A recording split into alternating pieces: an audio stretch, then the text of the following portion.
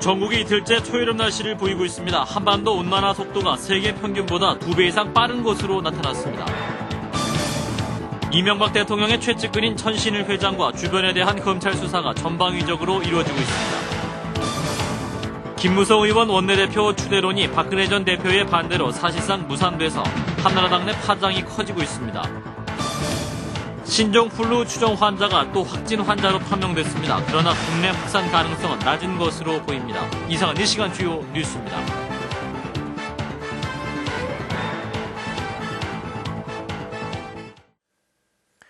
시청자 여러분 안녕하십니까?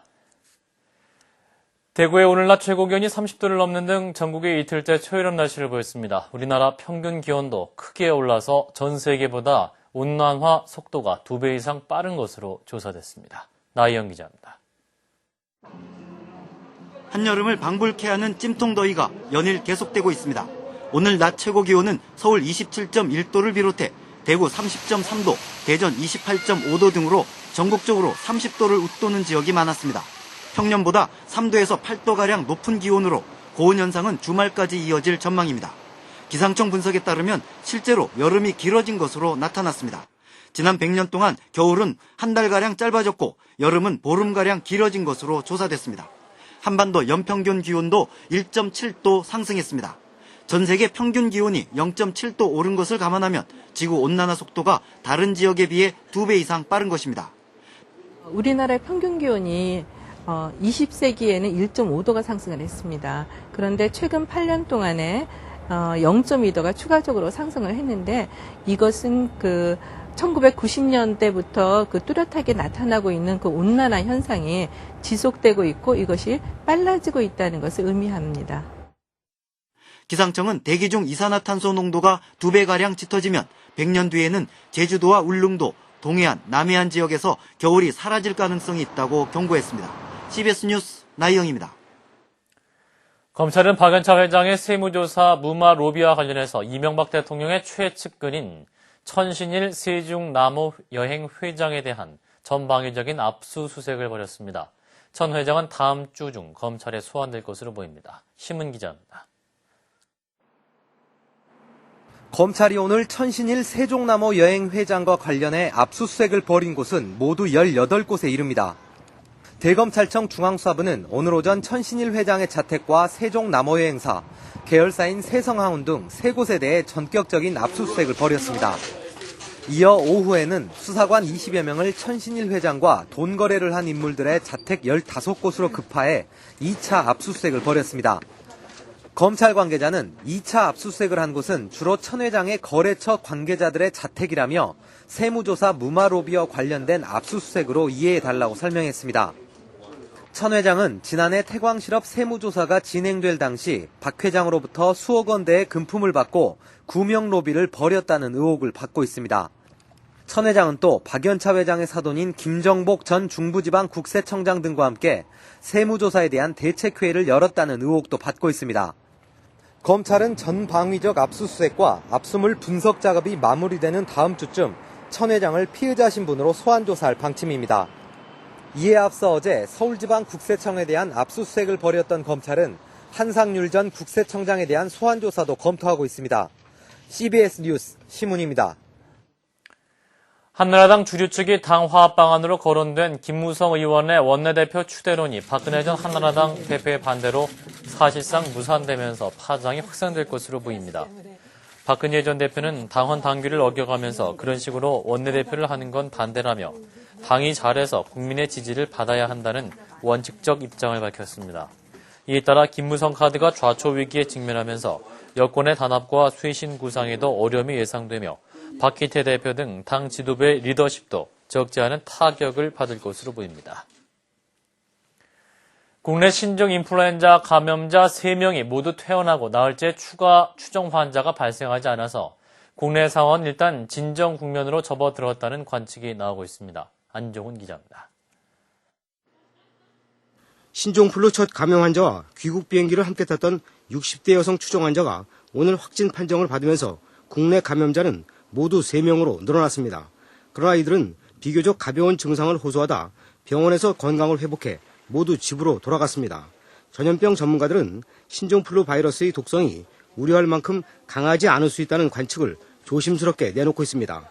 오늘 0시를 기준으로 나흘째 추가 추정 환자가 나오지 않고 있는 점도 이런 관측에 힘을 실어주고 있습니다. 세 번째 감염 환자인 60대 여성의 가족과 친구들에게서도 우려했던 이상 증상은 나타나지 않고 있습니다.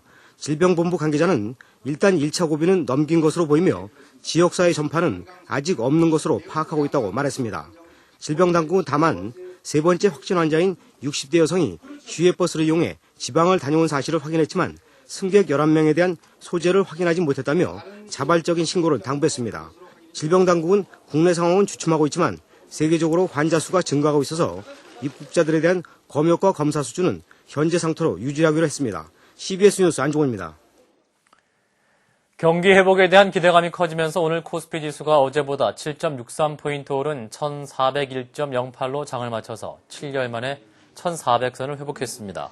또 오늘 원달러 환율은 14.7원 떨어진 1262.3원에 거래를 마쳐 또다시 연중 최저 수준으로 하락했습니다. 정부는 그러나 최근 일부 경제 지표에서 다소 긍정적 신호가 나타나고 있지만 최근의 경기 회복세가 앞으로 지속될 것으로 단정하긴 이르다면서 신중한 대응이 필요하다고 밝혔습니다.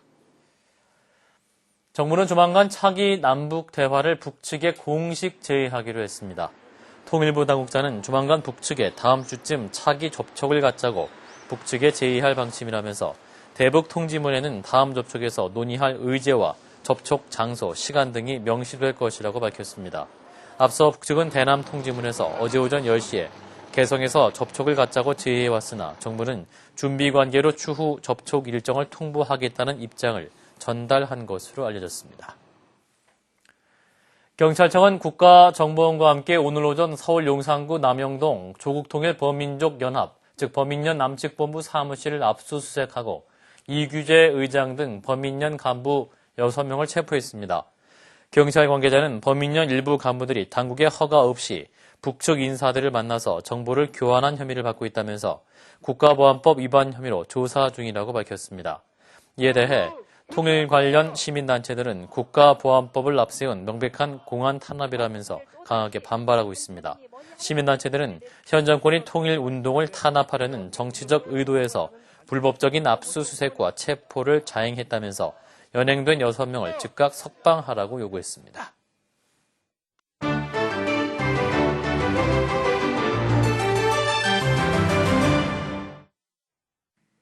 아프가니스탄 서부 지역에서 미군이 주도하는 연합군의 공습으로 최소 150명의 민간인이 사망했습니다.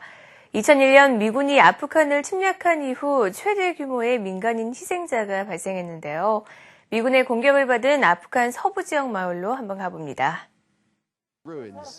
미군이 주도하는 연합군의 공습으로 아프가니스탄 서부 지역에서 여성과 아이들을 포함한 민간인 150명이 목숨을 잃었습니다. 국제적십자사는 아프간 서부 파라주에서 여러 명의 민간인 시신이 발견됐다고 밝혔습니다. There is investigations going on. We certainly also would like to send our team there as soon as possible to try to clarify what has actually happened. 현재 미국 워싱턴을 방문 중인 하미드 카르자이 아프간 대통령은 오바마 대통령과의 만남에서 무고한 인명이 희생된 것에 대한 문제를 제기하겠다고 밝혔습니다. 폴란드 아우슈비츠 수용소에 수감됐던 7명의 신상이 적힌 쪽지가 발견됐습니다.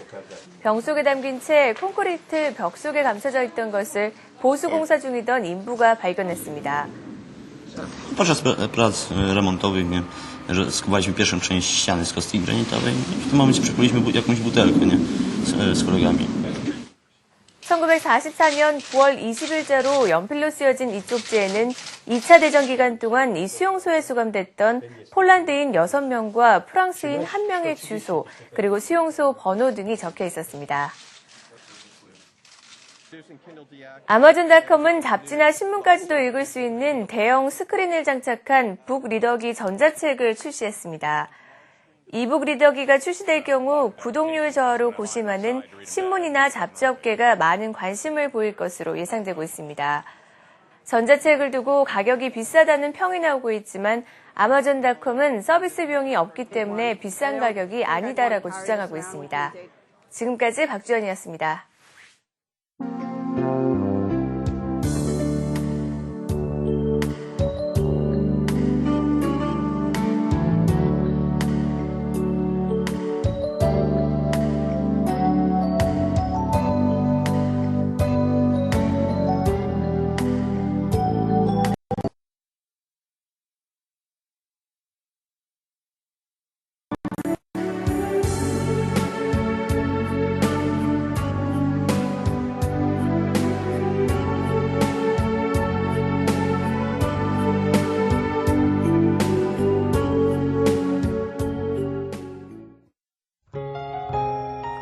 날씨입니다. 내일도 전국의 맑은 날씨 속에 더위는 계속되겠고 고온 현상은 주말까지 이어지겠습니다.